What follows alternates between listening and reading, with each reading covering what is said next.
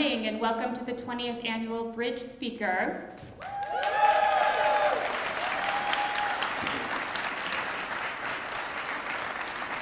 It is my pleasure to introduce a recent Metro grad who will be introducing our speaker today, Miss Fatima Dickerson of Denver, who graduated in December with a degree in English and was the outgoing president of TRIOTA, that's our Women's Studies Academic Honor Society. Please welcome Fatima.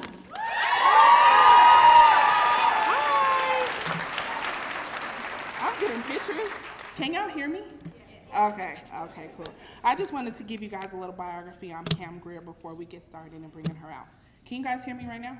Okay, I'm sorry I couldn't hear. Okay. Pam Grier was born in Winston-Salem, North Carolina. Her father worked as a sergeant in the United States Air Force. Because of her father's military career, her family moved frequently and eventually settled in Denver, Colorado, where she attended East High School. While in Denver, she appeared in a number of stage productions and participated in beauty contests to raise money for her college tuition toward Metropolitan State College. Grier moved to Los Angeles, California in 1967, where she was initially hired as a receptionist at the American International Pictures Company. She was discovered by director Jack Hill, who cast her in his women's prison film, Big Baby Doll House in 1971, and The Big Bird Cage in 1972, sorry guys. While under contract at AIP, she became a staple in the early 1970s blaxploitation movies, playing big, bold, assertive women, beginning with Jack Hill's Coffee in 1973. Her character was advertised as the trailer's baddest one-chick hit squad that ever hit town. The film was a box office hit, and Grier was noted as the first African-American female to headline an action film. Grier subsequently played similar characters in AIP films, Foxy Brown in 1974, Friday Foster, and Sheba Baby, both in 1975. With the demise of blaxploitation, Grier appeared in smaller roles for many years. She acquired progressively larger character roles in 1980, including guest appearances on Miami Vice, Martin, Night Court, The Fresh Prince of Bel-Air, and also a recurring role in TV series Crime Story between 1986 and 1988. She also appeared on Sinbad, Preston's Chronicles, The Cosby Show, The Wayans Brothers, Mad TV, and in 1994, Grier appeared in Snoop Doggy Dogg's video, Doggy Dogg World. In the late 1990s, Grier was the cast member of the Showtime series Lynx.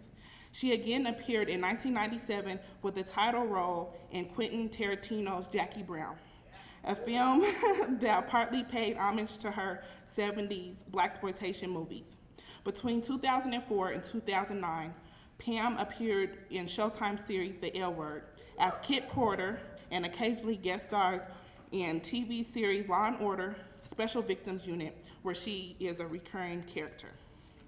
In 2010, Grier began appearing in a recurring role on the hit fiction Smallville as a villain, Amanda Waller, also known as the White Queen, head agent of Checkmate, a covert operations agency. Also in 2010, she wrote her memoir, Foxy, My Life in 3 Acts, with Andrea Kagan, a New York Times bestseller. And with great respect, we would like to humbly welcome back to Auraria campus, Ms. Pam Grier. Where is she from?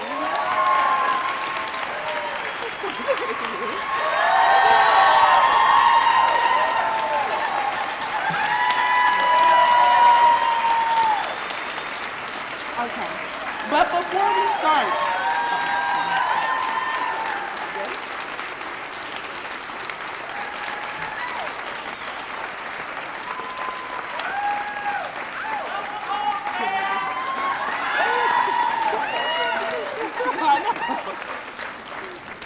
Okay, but before she starts, We would like to honor her by inducting her into the Metro State College Women's Studies Academic Honor Society, IOTA, IOTA, IOTA. And they're always accepting people, so, you know, if y'all meet the criteria, okay. We are excited to present this honorary.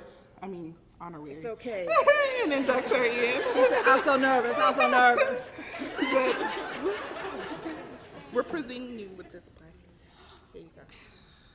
Oh, thank you.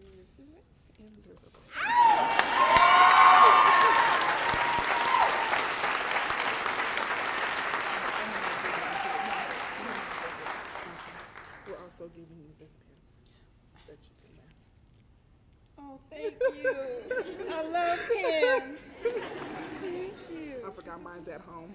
That's okay. We're giving you these flowers as well. It matches your top too. Very No, pretty. it don't match you, but we can make it. That's We can put great. this on you. Oh, thank you so much. Thank you. You're welcome. Thank you. Go ahead and read. Okay, for it. There you go. Oh my goodness.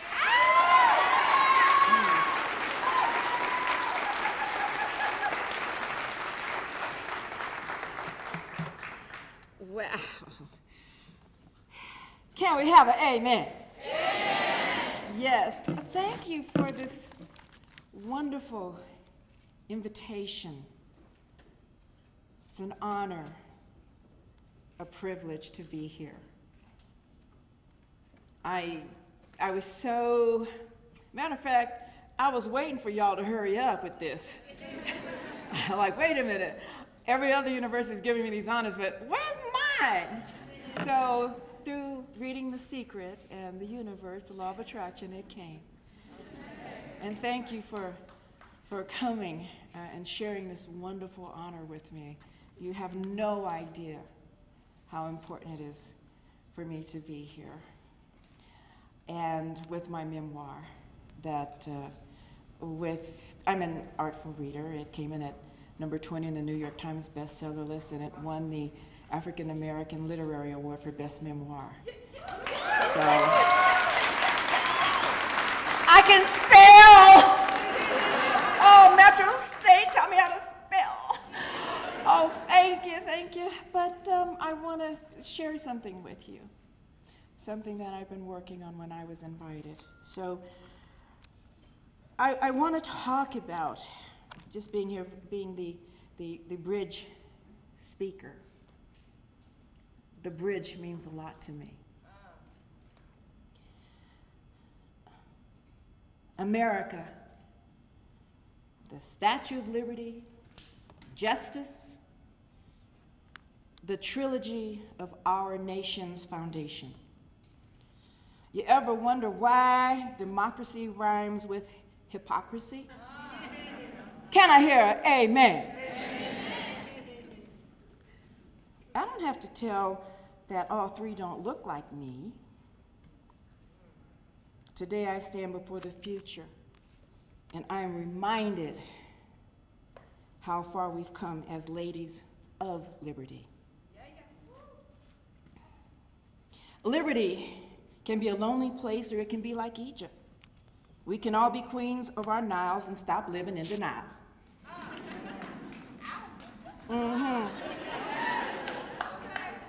Justice sometimes feel like just us. America is referred to as the beautiful, but beauty and the elusive goal of perfection is what keeps a lot of us in personal purgatory. As an actress and author, I've seen the good, the bad, and the ugly, and I've experienced firsthand how looks can get you in the door and how quickly that same door slams when you're no longer considered cute or sexy. Just like the end of a film, your career fades to black. That's why I made it my business to learn everything about show business. Before I did my first film, I taught myself all I could about acting. I was drawn to the Konstantin Stanislavski approach, in which he says there are no small roles, only small actors. His book, An Actor Prepares, became my Bible, and it did, and I still have it today. I was determined to do my best and let the powers that be do the rest. Acting requires commitment, concentration, and assertion, as do most professions. True talent is innate, like a prodigy, for example. But for the rest of us mere mortals, we have learned and worked hard in order to succeed our chosen career endeavors. We work very hard in learning. God gave me that talent to work hard at becoming talented. I've been in this business for almost 4 decades. And in the end, it was my brain and not my bra size that kept me relevant.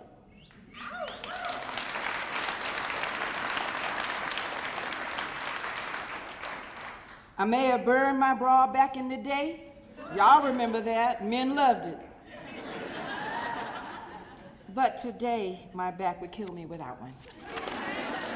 Y'all know what I'm talking about. There's some people testifying out here.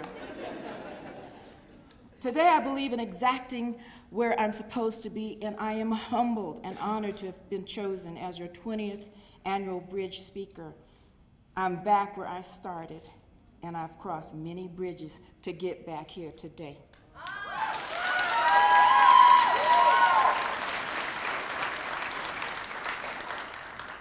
Bridges, I know them well. Personally and professionally, I've helped build them and burn them.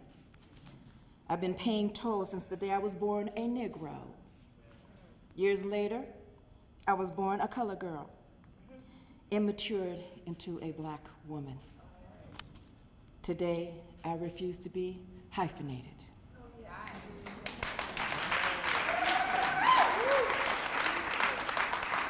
I was born an American, and I am an American. My ancestry is that of the Native Americans, slaves, Caucasians, and God knows what else. When the ships first came to this new world, they were foreigners, and they brought disease and death and near genocide to the First Nation. I've never heard anyone described as a Caucasian American, even though you're mixed up too. My hue does not define who I am, but is useful when it comes to avoiding serious sunburn.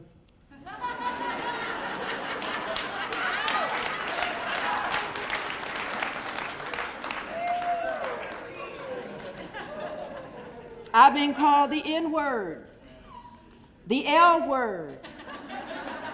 Shocked people when they said, "You ain't a lesbian?" I said, I tried to act, I swear to God. And then they tell me lesbians don't carry purses, and that's all I carry. So I was thrown out the club. They call me the C word, Coffee, Foxy, Jackie, but you can call me Pam. Pam from Denver, Pam from Colorado. I will admit I am colorful and sometimes a little crazy, but crazy is good. As we know this, I embrace all of me. Susan Sarandon said, you know, she doesn't trust anyone who hasn't had at least one nervous breakdown. Susan is right. I concur. I'm also a creative, ever-changing, and caring creature. I am you. My hope is that you all view yourselves in your own colorful way. From our skin to our hair color and everywhere in between, we are colored. We all have red blood and shed the same tears, feel grief and pain and loss and suffering. We are human. We are women, and we may be in the majority, but we've been treated like a minority for centuries. It's 2011, and some men, young and old, still refer to us as chicks. Well, cock-a-doodle-doo, baby. If I want a rooster, I don't have to look any farther than my barn. Next time you hear the term used in or around you, just start chirping. Hand that man a hard-boiled egg and be on your way. So you think he'll be insulted? Think again. His first thought, she wants me.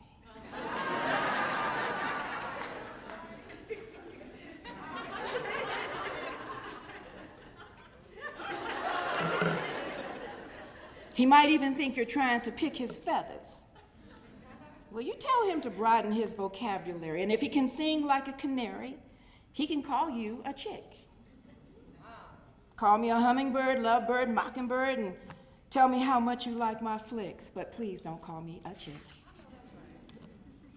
He'll still think, she wants me. Why? Because women have been sending men mixed signals for decades. You don't believe me? Ask them. With a man, what you see is what you get. He doesn't wear makeup, color his hair. Well, okay, maybe he does, and maybe he wears a girdle now, and a man bra, and whatever, but he does not define himself by how he looks, but by what he does. A man will look in the mirror, and 9 times out of 10 will love what he sees. Most importantly, he'll think you do too. It's been my experience, no matter the social, economic, or educational background, most women define themselves by their outer beauty and not their inner beauty. Women and young girls are bombarded with messages of self-improvement, which implies that we are not okay just the way we are. 2 years ago, Hillary Clinton had a real shot at becoming our first female president. And all the pundits and so-called journalists seemed to be interested in was dissing what she was wearing, then how she would stop 2 wars and strengthen our economy. Nasty things were said about her weight, her hair, the jewelry she wore. Hillary Clinton was criticized for not wearing dresses. A female reporter remarked it was because she didn't have the legs for a skirt. Our current First Lady is covered in the media like Naomi Campbell, a Princeton, Harvard-educated first Black First Lady, and all the media can focus on is what she's wearing and the size of her biceps. Correct me if I'm wrong, y'all. But I don't recall anyone reporting on what any male candidates or sitting presidents were wearing. The only time their wardrobe makes the news is when they're caught with their pants down.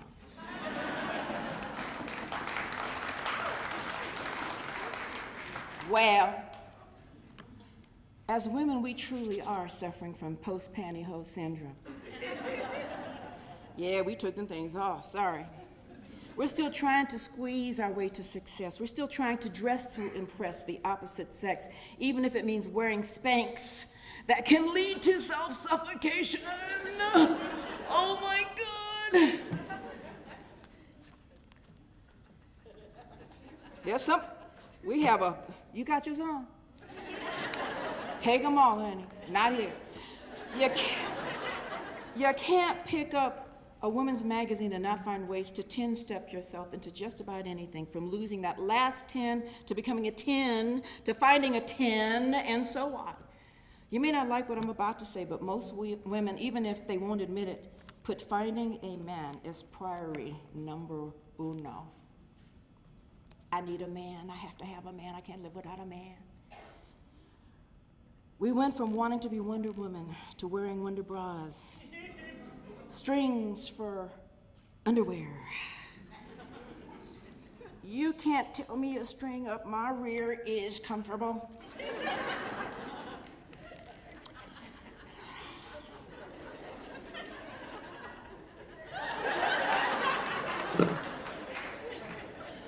Back in '68, we were burning bras. Refuse to shave our legs or trim any other part of our person. But today, you wax yourself until your body becomes a human slip and slide. Wax everywhere. The only women who go braless have built-in flotation devices inserted.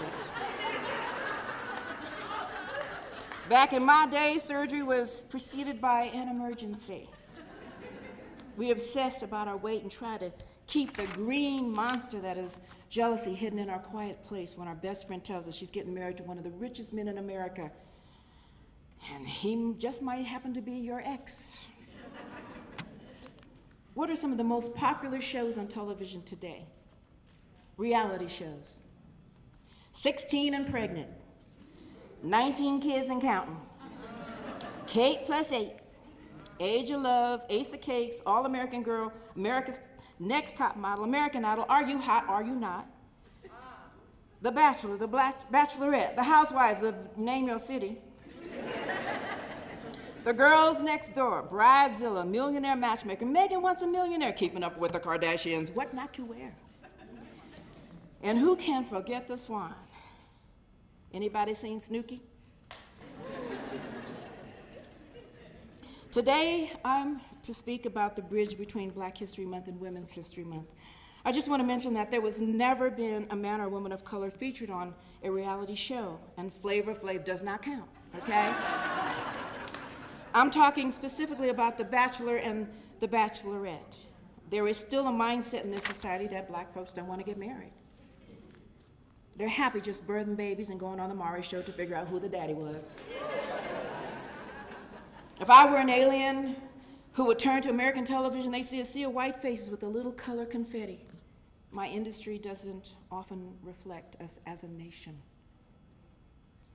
We all love music. In songwriting, a bridge is the only part of the song that doesn't repeat itself. The purpose of the bridge is to build the tension leading up to the climax of the song or to lead a song to its conclusion. The bridge is a pathway that leads the song to a new level with the goal of bringing it smoothly back to the chorus.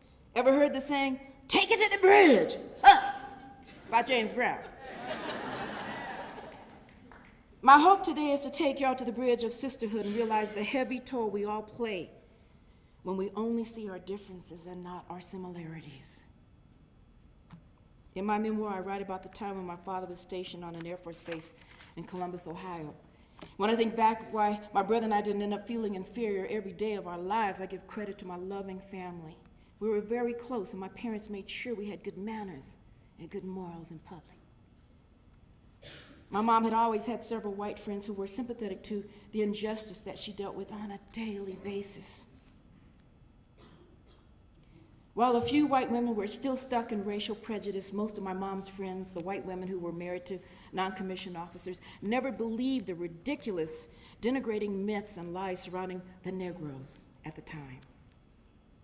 After all, their husbands worked together, and they knew them as friends. And it didn't hurt that my mother had the ability to create dress patterns and sew beautiful clothing. She was so talented that the white ladies could show her a dress in Vogue magazine. My mother would duplicate that haute couture down to the very last stitch. She may not have known at the time, but the other wives, she was Grier Saint Laurent. Sewing was her bridge. My mom's white friends knew that they were good people. We were really good people, and we all watched each other, took care of each other's children, and that my mom wanted the same thing. Today, I see what a great role model my mom was and still is. I wish she was here today. She didn't believe in prejudice and didn't want us growing up hating or fearing normal white people. Her bridge was made out of fabric.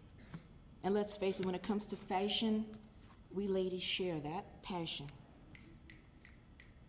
During this time, my mother decided to become a nurse, not only to assist others, but to help with the family's finances. She believed very strongly back then that women needed to know they could fend for themselves if push came to shove.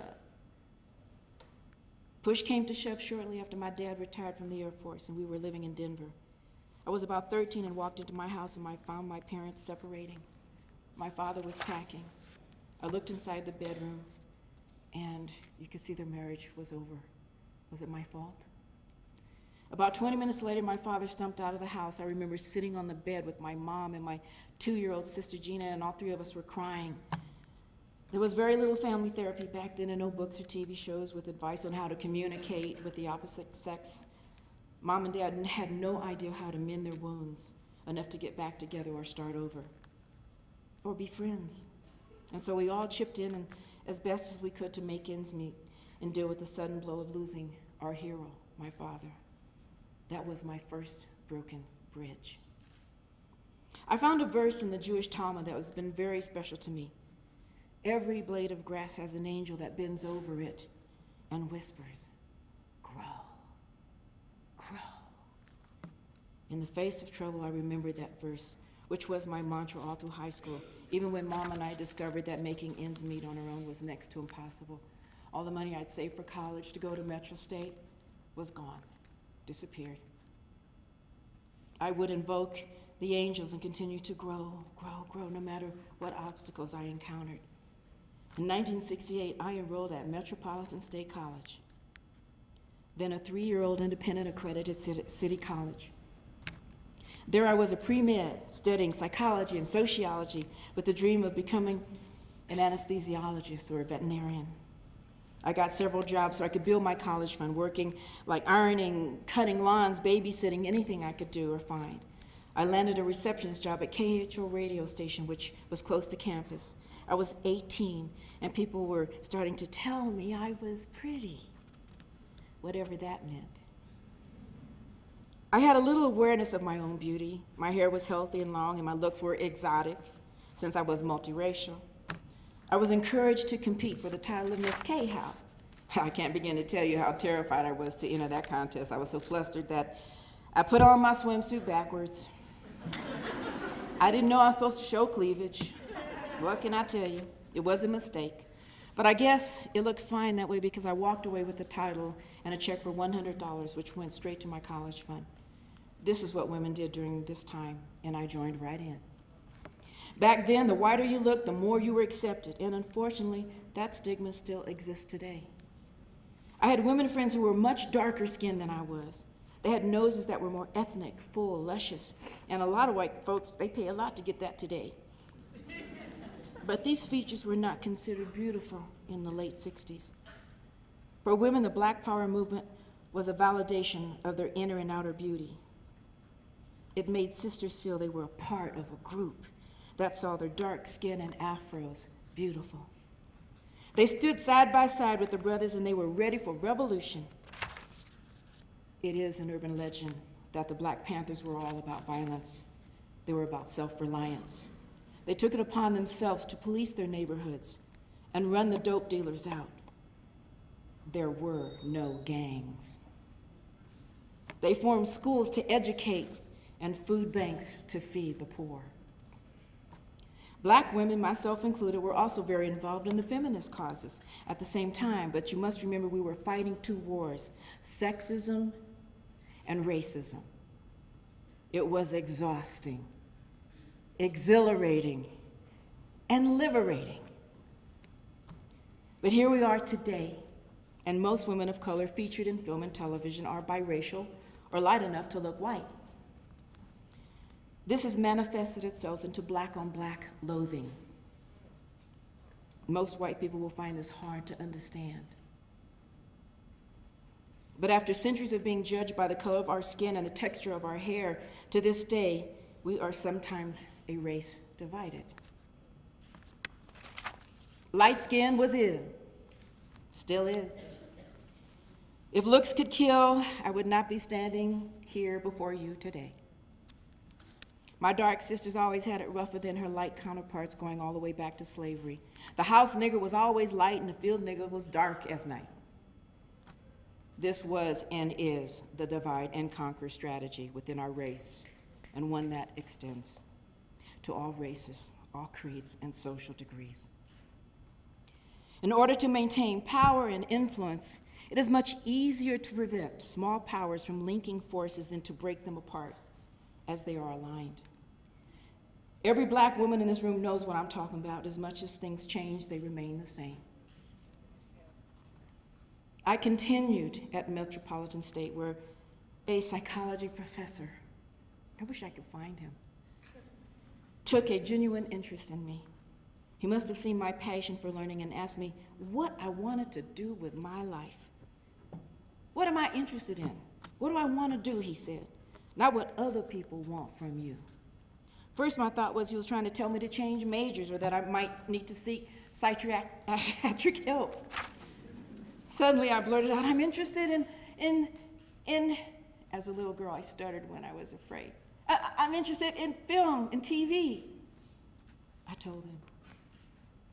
Deep down, I knew I had to let go of my dream of becoming a doctor. There were just too many racial, gender, financial obstacles before me, bridges that I was unable to cross at the time.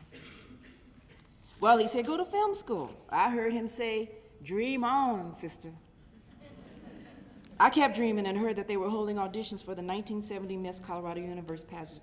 And the prize was several $1,000s and money I could pay for school, and I needed to go, and I needed a sponsor because it cost a lot of money. So with my mom's help, we convinced a major supermarket chain to bet on me. Next, I had to choose a foreign country to represent. I asked for Miss Africa. It was taken. An obvious choice. But someone had claimed that country already, so clearly I couldn't choose Miss Norway or Japan. So I chose Miss India, partly because it suited my looks and partly because no one else had taken it yet. The Vietnam War was raging and the Kent State riots were exploding, and I was focused on Mahatma Gandhi and Indira Gandhi and what outfit Mama Saint Laurent was going to come up with. I came in first runner-up. I didn't win, but there were 2 Hollywood agents in the audience, and I was apparently what they were looking for. I didn't know it at the time, but I was about to add the cinema rights movement to my list of movements, the civil rights movement and the women's rights movement. I became the first black woman to grace the cover of Ms. Magazine in 1975.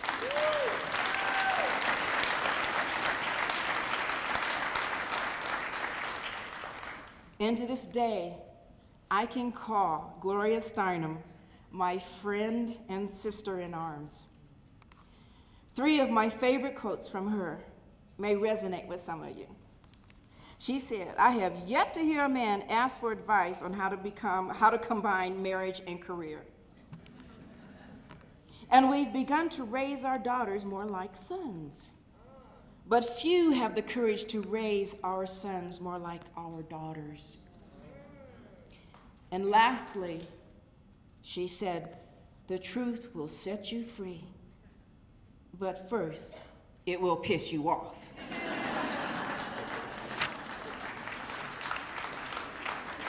Yes, I was pissed off. My first movie was a big dollhouse shot in the Philippines about a bunch of women in a prison in South Asia. I played the part of a tough-talking bisexual prostitute named Grier. In other words, every man's fantasy. What followed was a string of similar roles with similar outfits, but I was looking for college tuition. I was a wet t-shirt queen, and all the while trying to maintain my dignity and keep my eyes on the prize of opening doors for other black actresses, who up to this point were maids, mammies, and minstrels. Before long, the explosion of black cinema, that included Superfly, Shaft, which, by the way, made Isaac Hayes the first black composer to win an Oscar for Best Original Score. I did Coffee, Foxy Brown, Sheba, The Mac, and I didn't do Cleopatra Jones, but it was made, just to name a few, by my dear friend, the late Tamara Dobson, who I give homage to. They were quickly dismissed and came to be known as blaxploitation movies.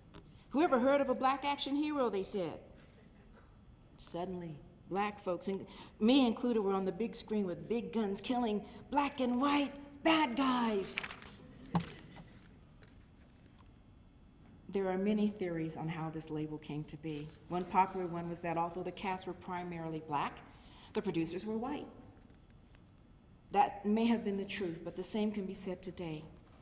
What little color you see on the screen is aplenty compared to what color you still find behind the scenes. As I stand here before you today, there is not a single black person who can greenlight a movie or a television show or a reality show. In other words, the power still remains in the hands of the white man. And before you start thinking of famous black filmmakers and Oprah, even she, unless she puts up her own money, has to get project approval if she seeks studio financing. Well, she don't need it anymore. But back to the term blaxploitation and why I think the films were labeled as such. In my opinion, the movies were popular with whites too, very popular. They saw Coffee, Foxy Brown, and Sheba when they were 10, 13 years old. They weren't old enough, but they saw it. And this word, the powers that be. We can't have white women lusting after Superfly. What's next? Interracial love scenes? This may play big in the cities, but riots could break out in middle America. True story.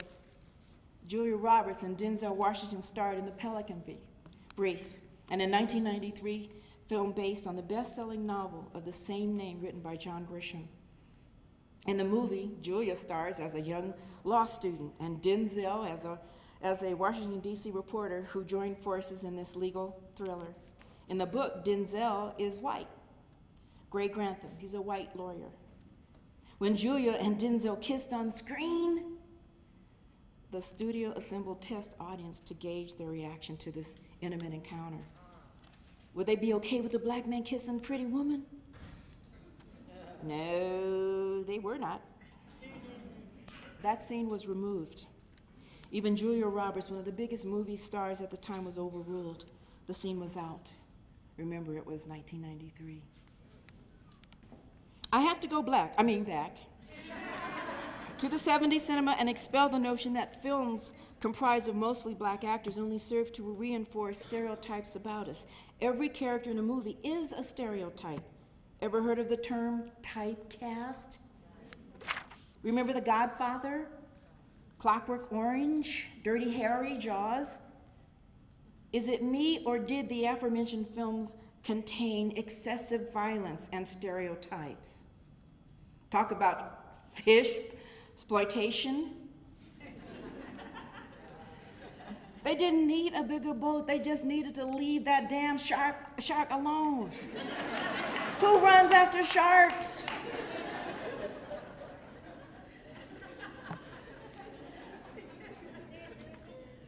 Like a bridge over troubled waters is how I understand the historic synergy between black history and women's history.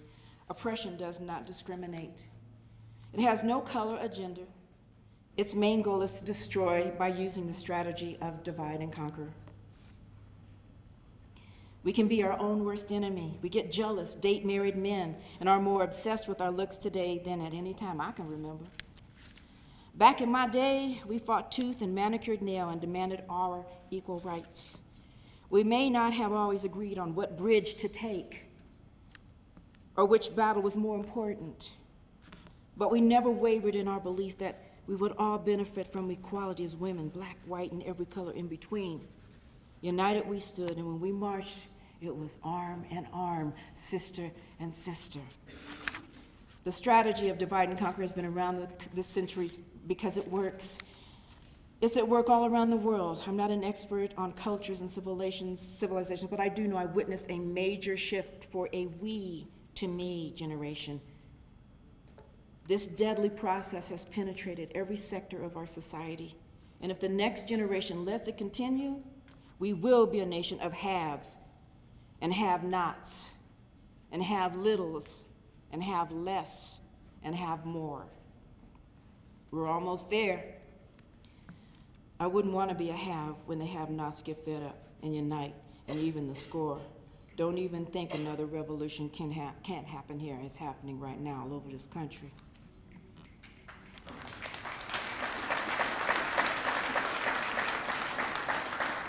In Egypt, the revolt was not just about removing a dictator.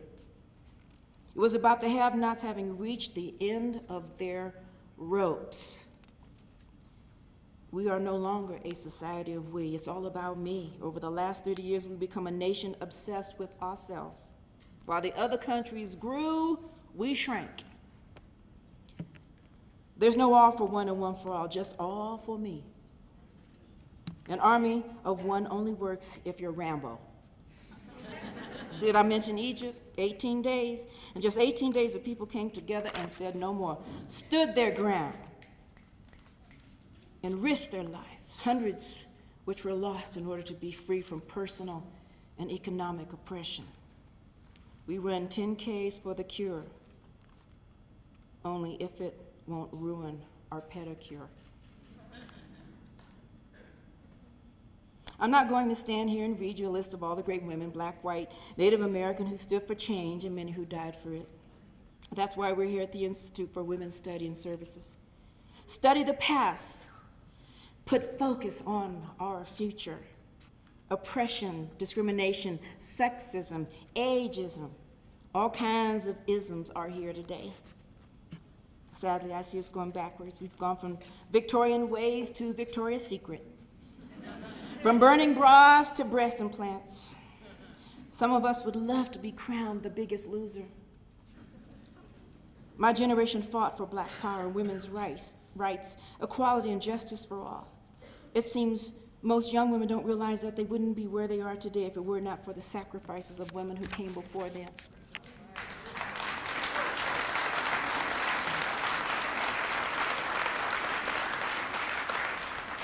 Today, women want weaves, big lips, butts, and breasts.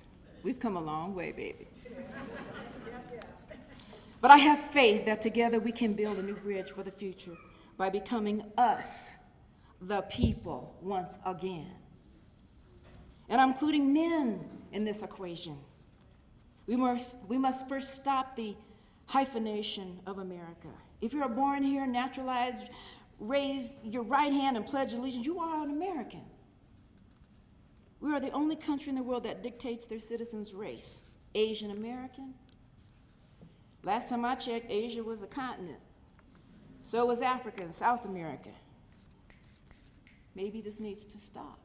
A question. Start a drive of petition. Start viewing others as you would view yourself, not caring what their nations of origin is.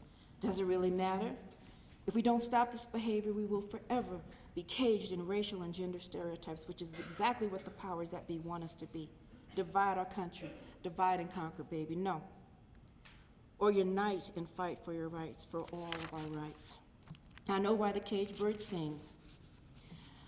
Ah, me, when his wing is bruised and his bosom sore, when he beats his bars and would be free. It is not a carol of joy or glee, but a prayer that he sends from his heart's deep core, but a plea that upward to heaven he flings.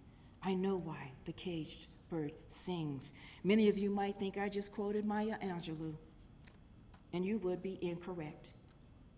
I Know Why the Caged Bird Sings is the title of her 1969 autobiography, but the poem I just read is called Sympathy, and it was written by Paul Dunbar, the first widely recognized black poet.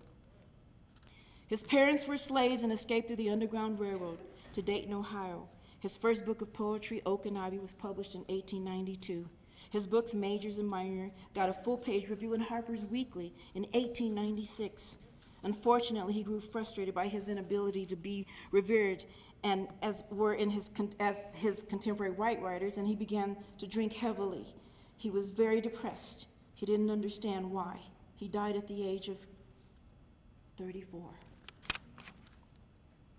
One quote of Maya's I remembered every time I meet someone is that when someone shows you who they are, believe them.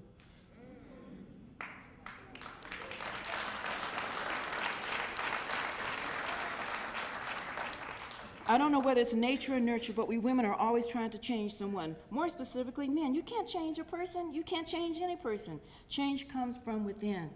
When you are treated badly, your only true option is to distance yourself from that person, place, or thing. It's narcissistic to believe that you have the power to mold any person to your liking. I must stress that men are not our enemies. They are our fathers, brothers, friends, boyfriends, husbands, co-workers. I love men too much sometimes. If you read my book, you know all about all my manifestos. I must confess my need for anatomy stopped me many times from the path to matrimony. I'm sorry. And these young men here today,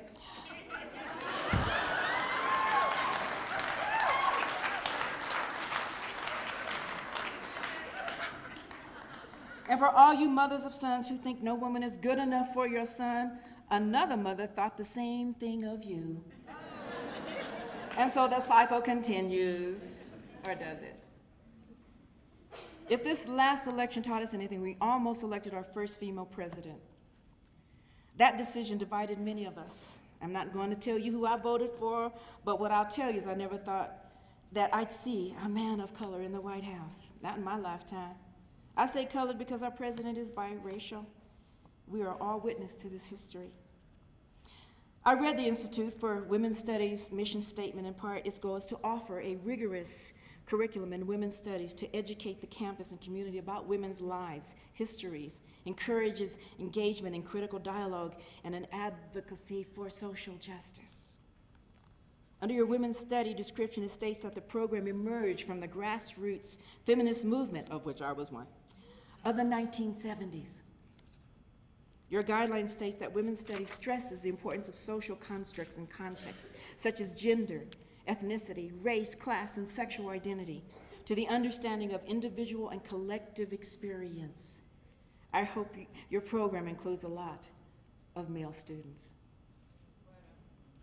Men don't study women because they don't see how this knowledge is going to give them a heads up in the business world. Women are still preserved as a means to an end in some cases. A man decides when he's going to get married. You don't. A man decides when he wants to have children and has the luxury of waiting until he's 80, if he wants to. Maybe some Viagra included. But we don't. It's not fair, but it's a fact. Women are fond of referring to God as a she. Well, I have my doubts. If God was a she, it would be that men would have to go through childbirth and die most of their lives.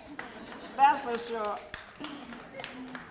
I've never heard a man say, "Does this make me look fat?" In the business world, where few of us are chosen for the choice jobs, we may come to see our sisters as enemies, divide and conquer. We have to hold ourselves up in the same standards that men do and teach our daughters and sons to treat others as they wish to be treated. Yes, the golden rule, which is found in every religious dogma, learning begins at home. And mama knows best during the early stages of child development to teach them how to treat others. So many mothers today secretly feel that they gave birth to Jesus or Bill Gates because they were born to do great things. Yes, they do. And when it comes to their daughters, most, though they wouldn't admit it, I still hope my daughters are pretty, smart, and marry up. Independence is priceless, which is why I'm going to end with the tale of two women. The first is Maggie Lena Walker, who was considered a financial phenom. She was born in 1867 in Richmond, Virginia, where she was a school teacher for several years. She became involved with a group called the Independent Order of St. Luke. This was a black self-help group in Virginia.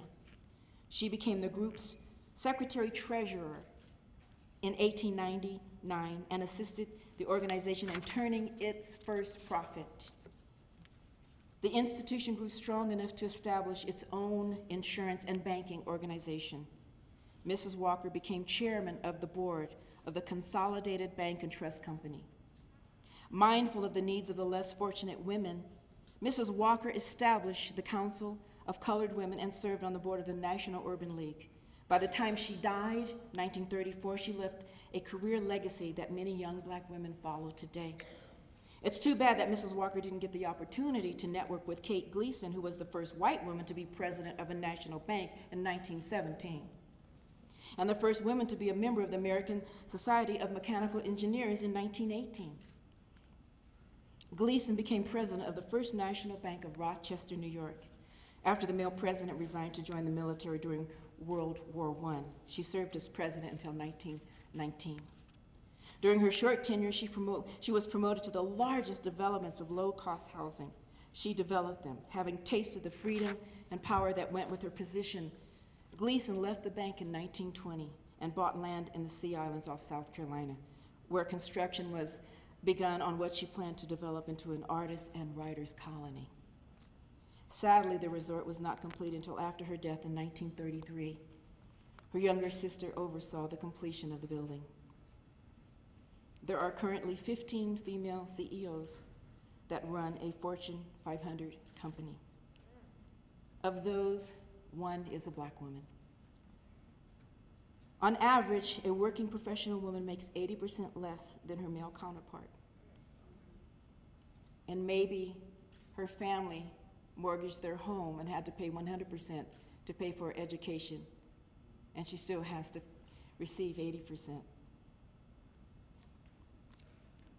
Women are starting to outnumber men in the workforce and the population in general. We need to start walking the walk and talking the talk, and not just strive to survive, but to strive and take it to the bridge. Thank you.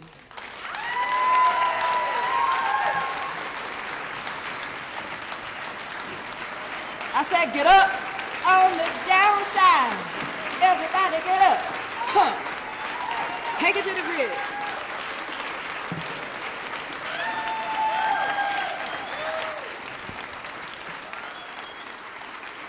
My dog, Snoop Doggy Dog, left his autograph on my speech this morning.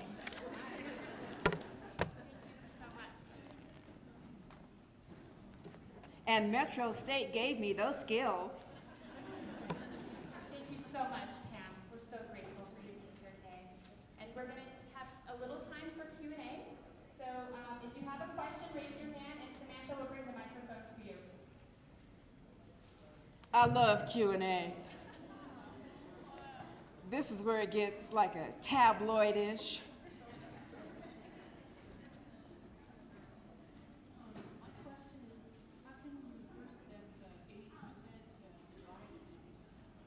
How can, could you repeat that? How can we reverse that 80% divide thing? That's just wrong. Isn't it wrong? And I had a woman said, sleep with all the men. I said, that's a lot.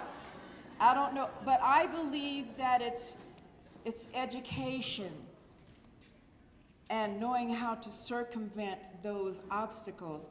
The more education we're able to get those loans to start the businesses, then you may not have to worry about breaking through the corporate ceiling when you're the president of your own company and chain of shoes. It's called ownership. And I've started with little girls. They have little programs where they're either making pot holders or doing something to be their own little corporation and what it's like to be their own little CEO. I've had little girls come out to my neighbor and said, I'll clean the stalls every month and here's my price. And I said, is it open for negotiation? She said, I said, if I give you lunch and take you home, is it open? Here's these little girls are already starting because their fathers opened that dialogue to them. So more dialogue, more just expansion of you can do it. You can do it. And it would, because I know many families that mortgage their homes to put their daughters through college and had to pay 100% plus interest. And in the workforce, they get paid 70%, 80%. You got to bring that up. Stand up for it. Make them squirm. We are the people that put the mortgages, pay for the mortgages that supply the banks to make out loans. We do that. We have control. Okay, lunch. Okay. Stand up, let everyone see you. My name is Aaron Hall. I just want to say I love you. By the way, I just have a question. For anybody who's aspiring to do anything with their life and be successful at it, what words of encouragement do you have for them? Could you repeat that, please, or is the... For anybody who's aspiring to be anything, what words of encouragement do you have for them? If anyone's inspiring to be... If you're trying to succeed, what words of encouragement Did you say anything? Yeah. Anything that you need to be successful in life.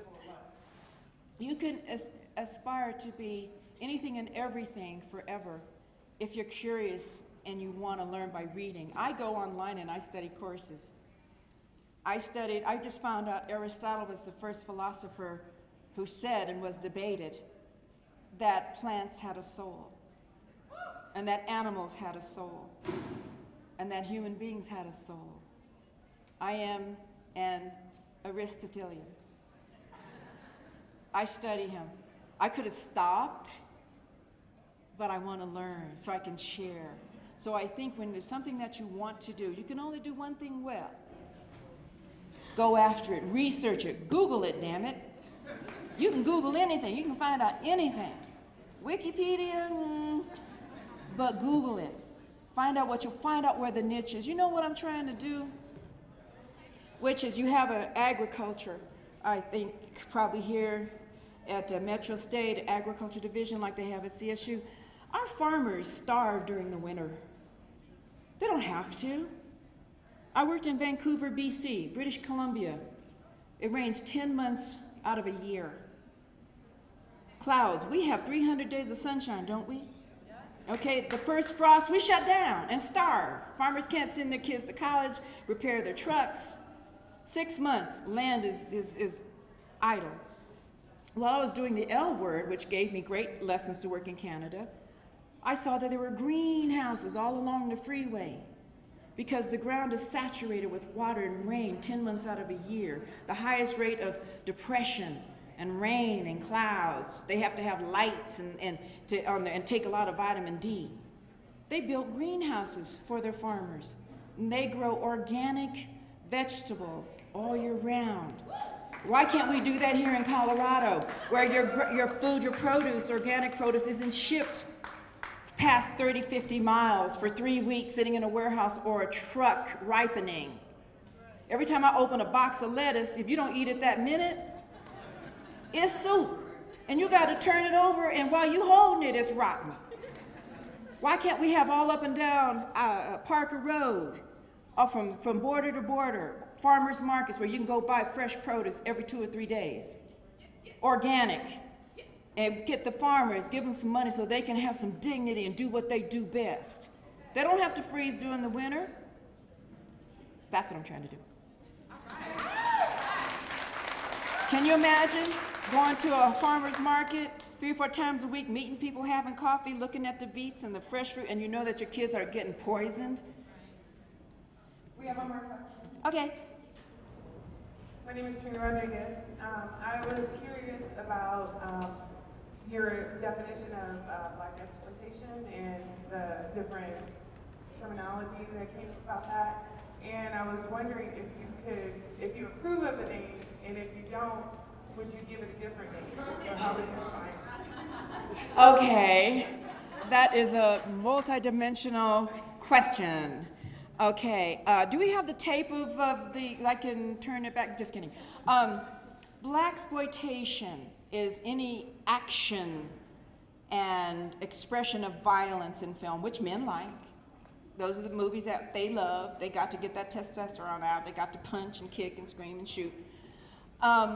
It was termed blaxploitation by a black man at American International Films, where my films were being made, just to identify the type of film, black culture, exploitation, and of course, you know, the media is going to get very fuzzy and be very succinct about it. Blaxploitation.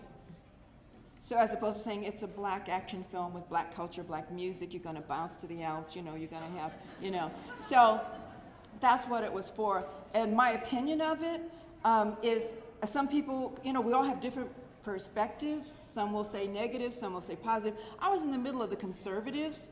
The conservatives didn't want to see a female step into male shoes with a gun. They didn't know I was from Colorado. My mom was from Wyoming. We took our guns and we were feeding our families. We weren't putting a trophy on the wall to say, I killed an animal. We were feeding a huge family. So I'm from a family of hunting and shooting and fishing and camping. This is what Colorado does. And when I came to Hollywood with that attitude, they didn't know what to do with me. I walked in, they all backed up. Because I had on a flannel shirt, Timberland boots, and the Timberland boots were $9.95 from Sears. And they looked at me and said, but you're so raw. And I said, yes, I am Ra. Sundiata, Angela Davis. You know, I was there. I didn't have blue eyeshadow on. I had a big fro, and I was arrested at the LA border when I drove into town with my family's hunting Jeep. Is that vehicle legal? Because it doesn't have doors or windshield and there's buckshot holes in the side? You gonna take it from me? Just try. I'm from Colorado. We for real. And God saved us. Usually we had them 3 feet snowstorms. We can handle it. We can get to work. Our businesses don't stop. I like it here. My mom's from Wyoming, the Black West, the Underground Railroad. We're hardy stock, and it keeps my cellulite down. Okay? You get out there, or you're on your snowmobile, yeah, you gotta have a snowmobile. Come on, we don't low ride anymore. We're on snowmobiles, the Black Brotherhood of Skiers. 7,000 members. They drop 4 meal at Vail every year and leave it clean. And that's where the men are, by the way. And when they have the pajama party, look out. You can go home with a husband if you want, if you wear the right negligee, but we won't go there. So, but to answer your question, my opinion is that it was definitive, it was defining. And I think it was a positive, very positive. And to this day, it transcends all around the world. I was in England signing autographs of Coffee, Foxy Run, and Sheba in Russian. And so I said, where'd you get these in Russian? Then I saw the man standing with the members-only jacket who looked like the KGB. I said, never mind, I didn't ask that question. I don't want to know. I don't want to know about Black Mafia, Russian Mafia, Makra. I know the Black Russian is a drink. However, I don't want to go, I don't care. But otherwise, I feel it's from what perspective are you looking at it from, as you should look at everything, as a critical thinker, as opposed to being judgmental. And it kept an industry going and opened up an industry for Black Hollywood. And Quentin Tarantino. Well, can I share this with you before they kick me off the stage? Quentin Tarantino reaches out to young filmmakers, and he reached out to one who was studying Quentin. His name was RZA, R-Z-A, and he was in Wu-Tang Clan. And he's a fabulous director, and he hired me to play his mother in a film that we shot in Shanghai, China with Russell Crowe and Lucy Liu called Men with Iron Fists. And that's a part of a comics, book legacy. And he's a fantastic director. We collaborated, we did wonderful things. And so, when people define a rapper or a gangster rapper as someone who doesn't have education, or he's a nihilistic, he doesn't care about community or family, that's a prejudgment. Many of them didn't have film schools in their junior high schools. And they're just now catching up with their brilliance and their artistry. And they'll be doing videos. They can afford to make their own movies. It might be a budget of $1 million as opposed to 10 or 20, but they're saying something about what they've learned. And for him, we sitting there in this dressing room early in the morning, I'm playing his mother in 1860, and he had written this script beautifully. Quentin wouldn't financed him or supported him if he was an egghead. He brought something to Quentin and said, I want to be a filmmaker. Quentin said, show me what you got. I'm from 110th Street. And that's what's foraging. And then RZA will teach someone else. So that's what we do, share our knowledge, pass it on, pass it on. Embrace our young brothers who think they're lost and think they need drugs to get through the day, think they need to jack somebody up to get through the day. They don't need to be jacked up. Here's a book. Come, let's go to the bookstore. Let's learn about something. Own your own company. Whether it's roofing or plumbing, there's things. And people were really judging RZA. They said, oh, he don't know nothing. He's brilliant.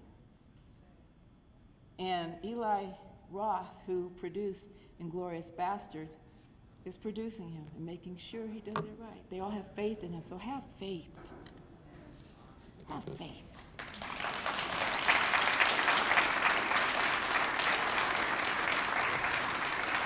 I had faith in Metro State.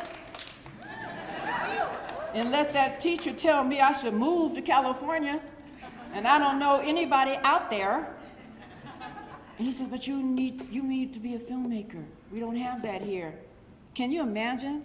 There were only 4 film schools in this country when I graduated in '67. In '68, it was UCLA, USA, NYU, and Northwestern. That was it. Fast forward, everybody's making movies. Because we need to, record our history, and from it, other people can learn something new and fresh from it. So, donuts for everyone.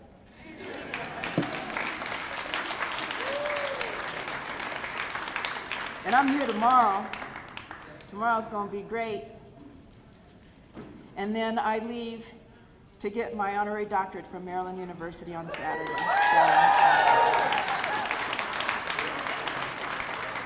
Dr. Grier. Not bad, not bad. I'll be humbled. And I learned how to spell, so. Yeah.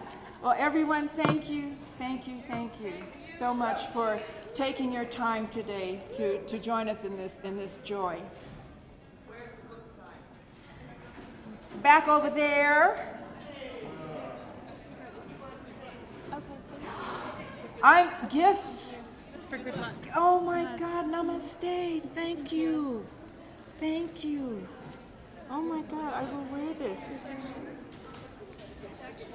Protection. Yes, protection. Thank you. Thank you. It's beautiful. It's very nice. It's beautiful. Very We'll nice. get your things and we'll Look it. right down here. Like, can I carry that for you? Do I need this too? That's Fathima's intro if you want it. Yes. Yeah. This is very nice.